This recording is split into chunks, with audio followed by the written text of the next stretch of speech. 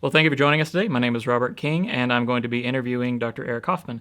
Just as a little background, Dr. Hoffman and I have known each other since he started here back in about 2015, and so hopefully this is at least somewhat entertaining. So, Dr. Hoffman, you are the Assistant Professor of Economics and also the Pickens Professor of Economics. And so we have you here because recently you won a research award, our intellectual contributions for last year. So can you explain this to me like I'm 5 and then kind of take it up another notch and explain it to me like I'm a senior econ major, let's just say? Explain my research? Yeah, how you won the award. I mean, you sure. can explain it if you want to, but we got you here for the award. So my research is in game theory, which is what? I don't know. Imagine we are competing firms, and... Is this the 5-year-old or the senior? I'm just going with it. You decide to produce more output or something like that. And that's going to drive the market price down, and it's going to affect how much I want to produce. And so game theory describes situations in which your actions affect what I want to do, and my actions affect what you want to do. And at the end of the day, where does the dust settle, and where does all the adjusting stop? And this is what we call an equilibrium. And my research is describing such new and interesting situations like that. Okay. So would it be fair to say that rational actors make rational choices, and then from that, you're looking at what those outcomes are and how you can manipulate those? Absolutely. Perfect. Yes. Awesome. So is there a way to get more specific with some of the papers you're working on now, or possibly like your next through line or anything like that, or is it just going to be way over my head? Research kind of picks up on that and asks, how do these equilibria change when certain parameters in the economy change? So if demand is what it is, and we're both firms competing in this space, we come to our equilibrium, but then tomorrow we wake up and we find that demand has either increased or decreased. How does the equilibrium change after that? And so we would call comparative statics is what we call it. Fair enough. I think I read one time about a pond and a lily pad. You wake up one day and there's one lily pad, and the next day there's 2. Right. And so you adjust based on that, and then the third day you wake up and there's 1,000. You have to adjust, right? Because you didn't expect it. You expected 1, 2, 3, not 1, 2, 1,000. Right. How do people who come together and they have to make decisions that influence one another change their behavior when external parameters change? Is basically what I study. So you're saying you didn't predict like some recessions or anything like that? I don't predict recessions. I just suffer from them. Fair enough. All right, so you are in econ faculty, obviously. Yeah. What made you choose econ? Have you always been economic minded, or have you just kind of stumbled into it? I chose economics. I was originally a political science major, and then I was taking my political science courses, and I figured out that econ was a major part of what people talk about in political science. I started taking economics electives just so I can get some knowledge about that kind of stuff.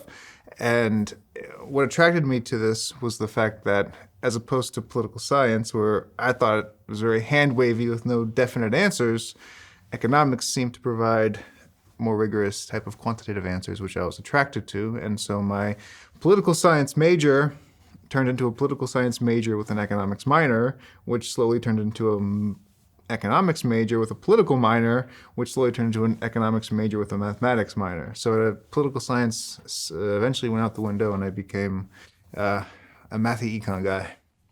Fun. Yep. What's your favorite math equation? E equals mc squared. It's not really math, that's physics, but hey, Yeah, I appreciate you getting something wrong. 1 equals 1, because every single math equation can be derived from that. If you can't boil it back down to 1 is equal to 1, then you've done something wrong. Except for abnormally large values of 1, right? Don't ask marketing majors about math equations. Next question. So I know just from our passing conversations, at one point in time, you used to be a shot putter. I did. Tell me a little bit about that. I was in high school. I was 250 pounds of pure muscle.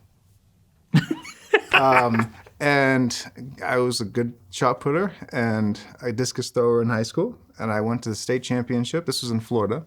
I never won the state championship, but I competed at least. Oh, you can lie on this. No one's going to fact check this. It's actually on the internet, so I don't want to lie too much and be held against me.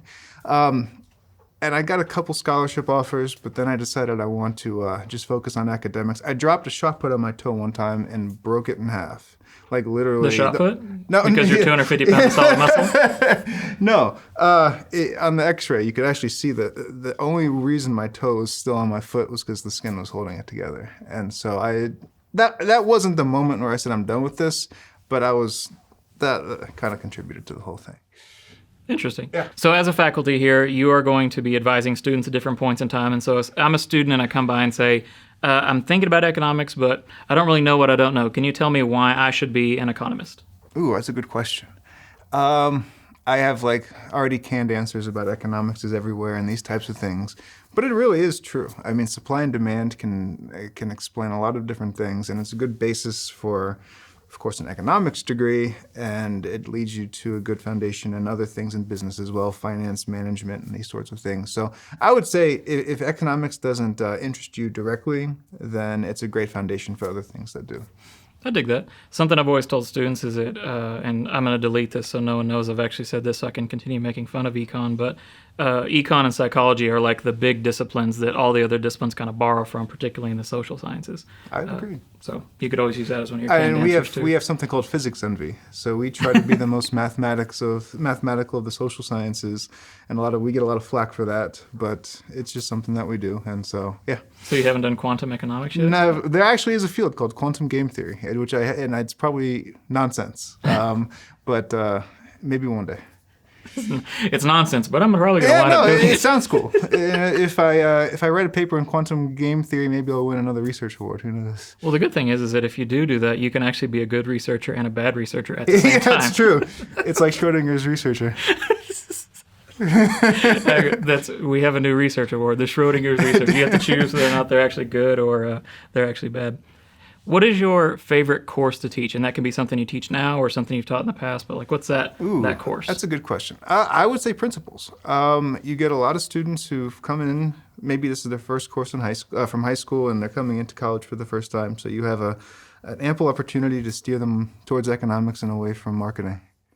Well, but they'll obviously make the right choice in the future and go towards marketing. But it is a good foundation, as you've noted. Yeah. It is a good starting point to go into marketing. In principles class, what is your favorite thing that like the light bulb moment that you see in students? You're like, oh, I love teaching that thing. Yeah. What is that? Supply and demand. Absolutely. I always brand supply and demand as the greatest tool in social science. I mean, physics has its E equals MC squared.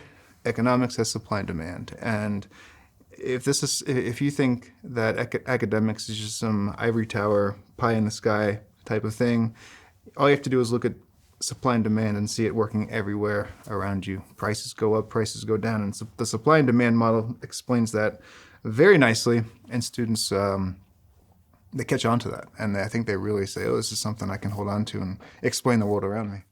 Nice. So we've talked a lot about academics and what you do here, but you've recently had a change. Can you tell me about what happened in your life recently? Yeah. It's probably notable. Me and my wife had a child, a baby, a son. You can feel free to go more than that. I mean, okay. Does it have a name yet, or are you going to wait till 5 or 6 years? His name is Maximilian Hoffman, yes, which is a good name. My wife is German, and so there's a short list of names that work very nicely in English and in German, and that made the cut. So there was an ample opportunity to name a child Robert. Why did you not go with that? The world's a competitive place, and first impressions matter. Interesting. Yeah. You're now a proud Texan, but you did grow up in Florida. So what's some of your favorite stuff about Florida, even though, you're now Texan? I'm now a proud Texan. There's great memories from home, some better than others. Florida's a big mix of people from a lot of places, a lot of influences. You get your homegrown Floridians, and on down the same street you have Elon Musk shooting rockets and landing them upright. And so it's a very just large mix of things going on at once. And I think growing up there, you see all the contrasts that are present in America right in one state. So fair enough. Diversity is the spice of life. That's what they say. And so that's Florida. So did you ever actually encounter Florida Man, or is that something that is a myth, kind of like Sasquatch? I think people would be surprised to learn that Florida Man is around every corner. Yeah. Perfect. Someone who's had a big impact on your life, who would you say that person is, and what did they impact your life with? Good question. I'm not sure there's one person. I'd say there's a couple professors that I've had in college who just have really made an impression on me. I don't know. just a handful of professors who really reached out and seemed like they cared and were willing to help you along the way. And you could see the passion of the subject through the way they teach or taught. And it's something I take with me and try to bring into the classroom as well. But there's not like one overarching figure? No. There was a chance to like flex and throw a name out there like Isaac Newton or something. Oh, yeah. No, it's kind of... It just doesn't. I don't... Fair enough. Yeah. All right, so I'm a student. I come to your office. We've already discussed econ, and you're going to give me life advice. What is your piece of life advice for a student? Don't worry about doing everything perfectly. Do everything with passion, and whatever you're doing at the moment, do it to the best of your abilities. But don't think that you have to stick to one thing and then there's just a perfect life you can live. Make some mistakes and own them and move on and hit the bumps in the road, and that's how you learn and that's how you get better. Perfect. Yeah. I think it's a great place to end that. So thank you for being here and joining us, and congratulations again on your research award. Thank you very much. Do you actually know where Florida Man came from? No, where does he come from? Because the way you have to talk about your legal issues and whatnot, they're open access in Florida. So you can read police records and things like that in Florida, but nowhere else. So that's when you can hear about the crazy stuff. Crazy stuff happens everywhere, okay, but gotcha. it's open yeah, in Florida. Yeah. Okay, I didn't know that. That was for you.